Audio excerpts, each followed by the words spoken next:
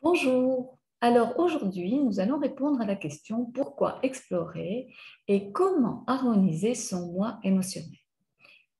Alors, ces explications font suite à la conférence où je vous ai expliqué que ce moi émotionnel nous conduisait à avoir des comportements réflexes face à des situations de stress ou des situations qui sont perturbantes émotionnellement pour nous-mêmes. Il faut savoir en fait que ce moi émotionnel est relié à notre enfant intérieur. Et cet enfant, en fait, a mis en place des stratégies pour répondre aux expériences qu'il a vécues pendant cette période de l'enfance. Et ces stratégies, en fait, elles sont complètement imprégnées en nous-mêmes.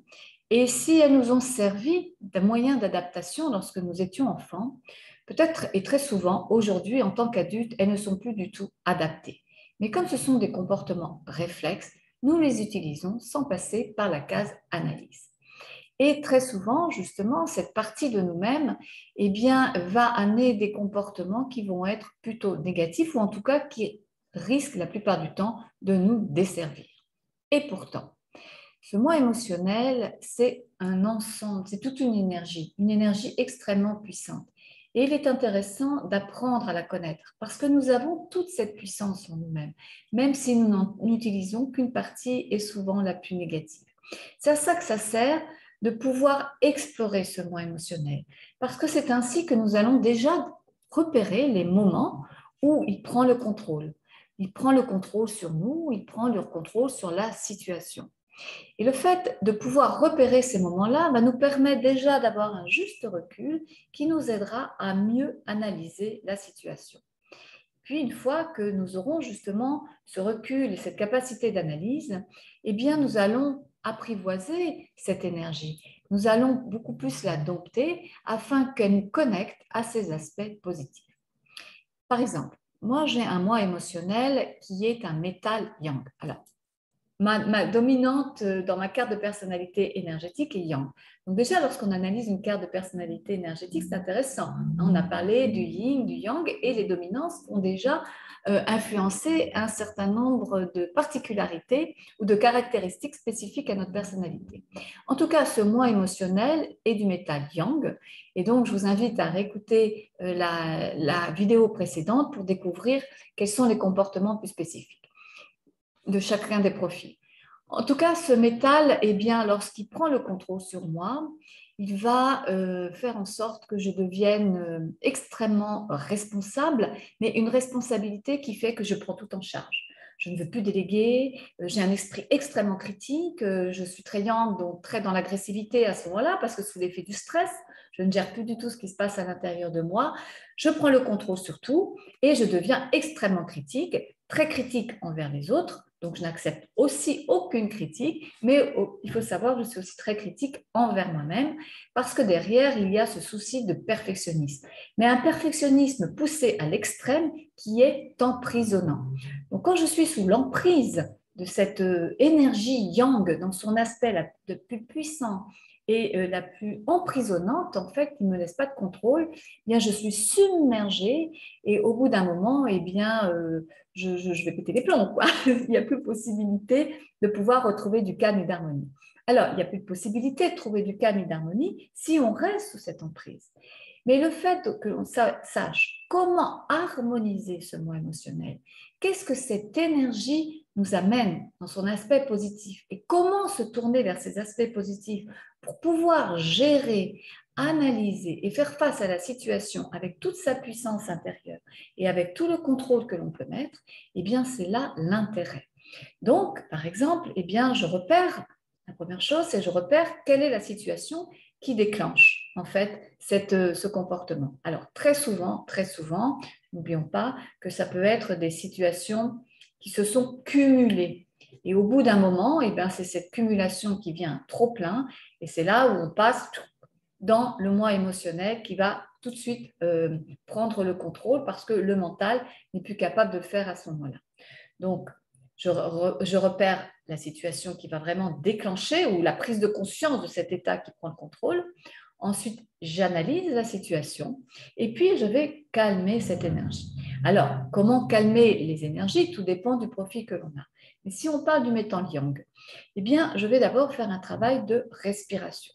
Alors, vous allez me dire, Catherine, la respiration, c'est le remède à tout. C'est vrai, c'est vrai. On peut travailler sa respiration de différentes façons et ce qui va nous apporter des solutions pour pouvoir retrouver le calme, l'harmonie ou au contraire, en suivant les exercices de respiration que nous allons faire, ça peut booster notre énergie quand on est plus dans une forme d'inertie. En tout cas, là, vous aurez bien compris que j'ai besoin de beaucoup plus de calme. Donc, je vais utiliser des modes de respiration. Et pourquoi c'est aussi important lorsqu'on est sous l'influence d'un métal yang et même sous l'influence d'un métal yin d'utiliser la respiration? Eh bien, parce que le métal est en lien avec la sphère des poumons. Donc, vous voyez, le fait d'utiliser et d'analyser sa carte de stratégie, sa carte de personnalité, pardon, excusez-moi, sa carte de personnalité énergétique, eh bien, va nous permettre d'avoir une approche tout à fait holistique de la connaissance de nous. Donc, le métal est en lien avec les poumons.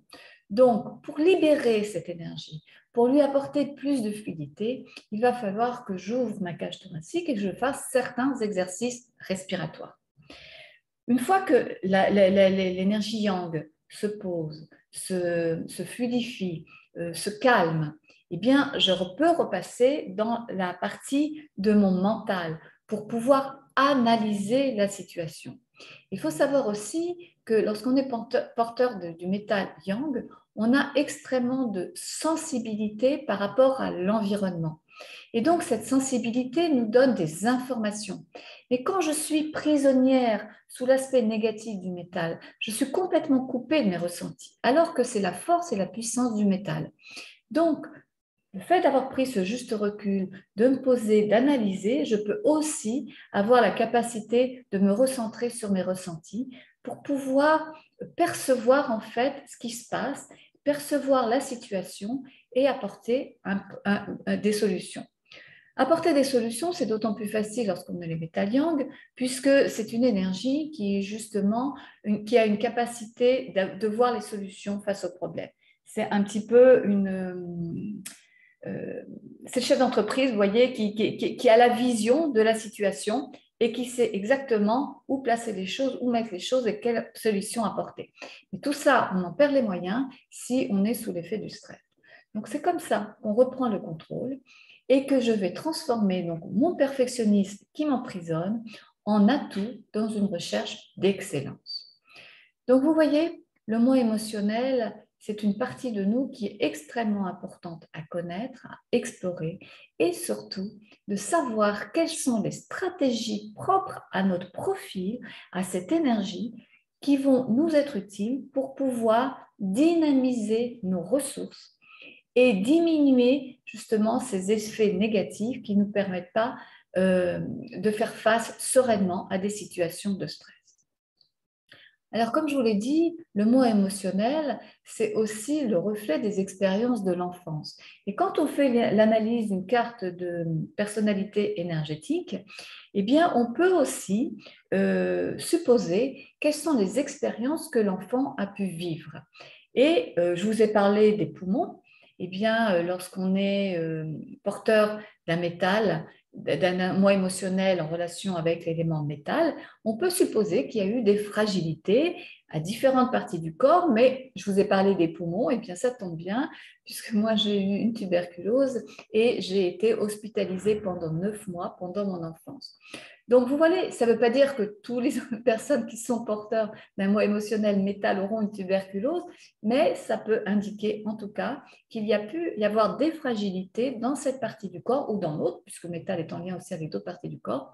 Et ça, c'est intéressant. C'est intéressant parce que cette fragilité, elle peut perdurer et parfois se réveiller en fonction des cycles que l'on va traverser. Et en tout cas, ça veut dire aussi qu'on peut prendre soin de soi en mettant en place des stratégies aussi qui vont préserver le bien-être de nos poumons. Donc, vous voyez, l'exploration de ce moi émotionnel n'est qu'une partie de notre carte de personnalité énergétique, mais déjà, elle nous permet d'apprendre beaucoup sur nous et de développer énormément de ressources pour nous recentrer sur beaucoup plus de bien-être, de vitalité, préserver aussi notre santé, qu'elle soit physique ou qu'elle soit mentale. Imaginez si vous pouviez connaître ces différents aspects de votre carte de personnalité énergétique. Vous reprendriez le contrôle sur votre vie. Vous pourriez développer beaucoup plus de puissance et vous auriez à votre disposition toutes les ressources qui font partie de vous-même et que très souvent, vous ne savez pas, avec lesquelles vous ne savez pas rentrer en connexion. Eh bien, c'est ce que je vous propose de découvrir et d'explorer dans le programme Libération. Ce programme Libération, justement, vous aide à vous libérer de vos freins, à vous aligner avec votre puissance et à gagner en liberté en développant une stratégie d'optimisation de vos ressources, une stratégie tout à fait personnalisée en fonction des différents aspects de votre carte de personnalité énergétique. Alors, vous savez que c'était un programme que j'ai lancé dans le cadre du forum. Les inscriptions vont se clôturer demain, soit à minuit. Donc, il reste encore 2 places avec le tarif préférentiel qui était réservé dans le cadre de ce forum. Alors, si vous voulez en savoir plus, je vous invite vraiment à cliquer sur le lien qui se trouve sous la vidéo ci-dessous. Et moi, je vous dis à bientôt.